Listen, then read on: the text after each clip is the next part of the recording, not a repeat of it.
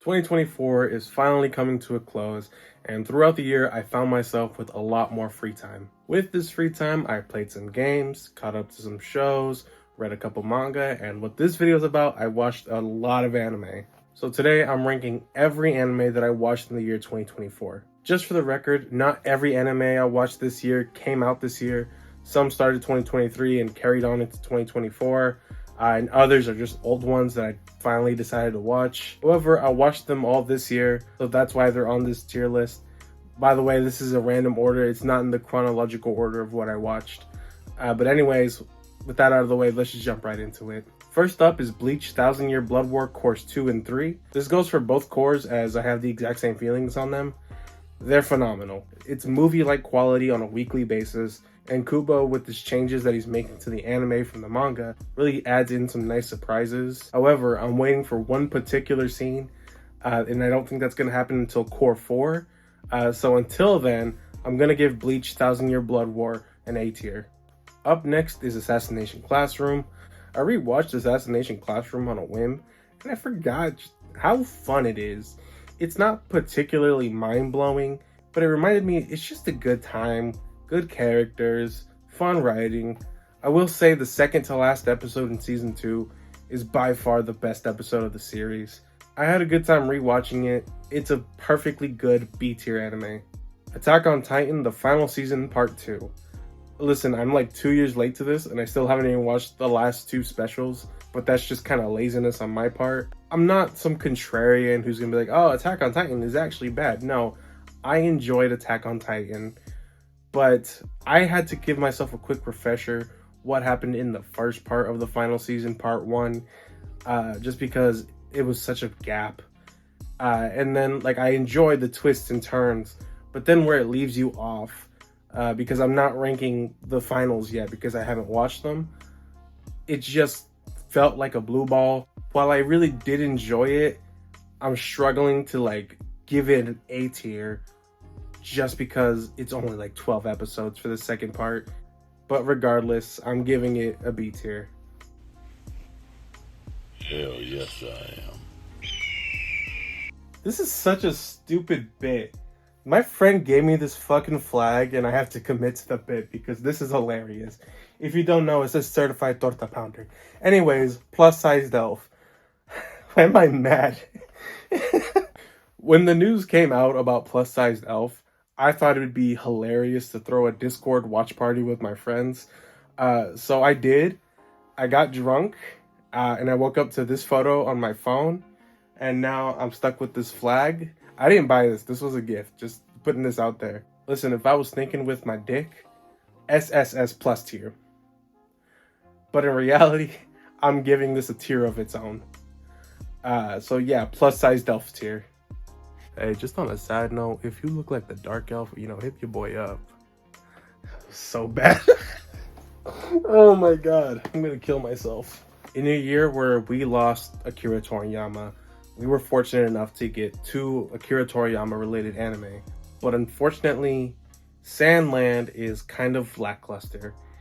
It's 3D animated, but it just doesn't look good. There are segments that are 2D that look amazing, but it just doesn't look that great as a 3D anime. The first 6 episodes cover the manga, and then it's an original story from there. And honestly, the original story just isn't as good as the original manga. If I were to recommend a way to consume Sandland, I would say just the manga. And unfortunately for that, I'm gonna have to give it a D tier. Up next is Demon Slayer Season 3. It's so boring. Listen, I tried to like Season 3, but it was just so poorly paced. And I enjoyed Season 3 at first, but it just felt like it dragged on for too long. And especially considering how good the Entertainment District arc, the Season 2 arc was, it just felt like a drag. Which brings me into Season 4, Demon Slayer Season 4. I liked it a lot more because it was shorter and had better pacing. I think if Season 3 and 4 were combined, I would like both a lot more, but I'm also kind of pissed that the final season is being split up into 3 movies, and that's just annoying.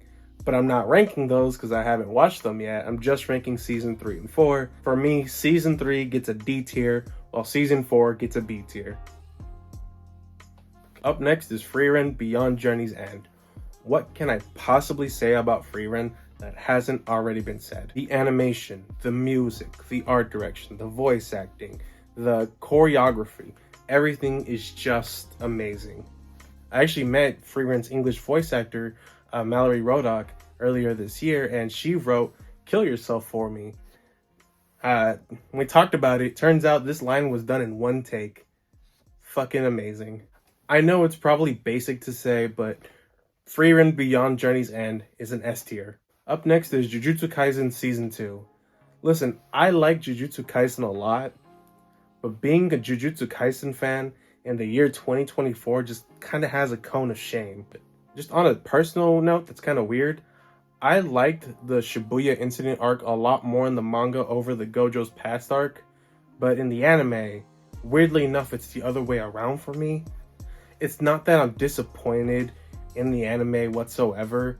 The only thing I really am disappointed in is hearing the news about how MAPPA has been overworking the hell out of their animators, which just kind of hurts the quality for me a bit more in a weird way. Regardless of all that, I think I can happily put JJK Season 2 in A tier. Up next is Delicious in Dungeons. What a fucking treat of a show. Another banger from Studio Trigger. We get a wonderfully animated D&D kind of show that's all about food. That shit is just right up my alley. I can't express how much Dungeon Meshi has just kind of stuck with me throughout this year. Like, it came out in February, and I watched it till completion.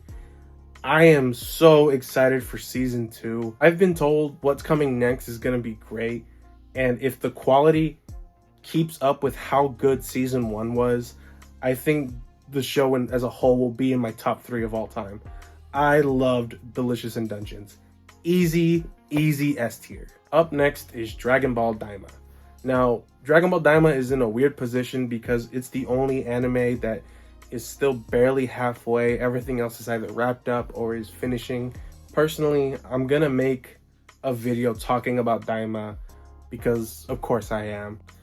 However, I'm really enjoying it. I think the animation is great, the music is great, the voice acting is great, the choreography has been phenomenal. I genuinely think one of the fights that happens in episode 7 is one of the greatest fights in all of Dragon Ball, and I stand by that. The Dragon Ball fan in me wants to give it S tier, but it's still not done. I want to give it a fair rating once it's actually done. So for now, I'm going to give Dragon Ball Daima the A tier spot. And last, but certainly not the least, we have fucking Dandadan.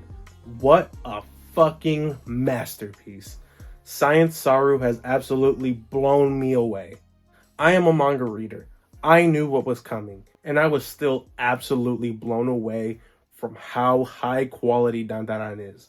The voice acting, the choreography, the animation, the art direction, everything just blends in so perfectly. I knew what was gonna happen in episode 7, and that shit still got me crying. The fact that season 2 is less than 6-ish months away, I cannot wait.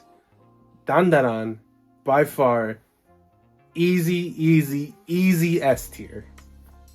So that's my personal ranking of all the anime that I watched in the year 2024. You can tell me I'm wrong and how your opinion differs, but my opinion is the only one that matters. Next year has some serious bangers. I'm talking the Chainsaw Man movie, Sakamoto Days, Gachiakuda, plenty of other stuff that hasn't even been announced, or season 2s of other shows that I really like this year. I can't wait to see what 2025 has in store. Maybe, just maybe, I might do a video for those as well, but we'll see in like a year. I hope everybody has a happy new year, and I'll see you, yes, you specifically, I'll see you in 2025.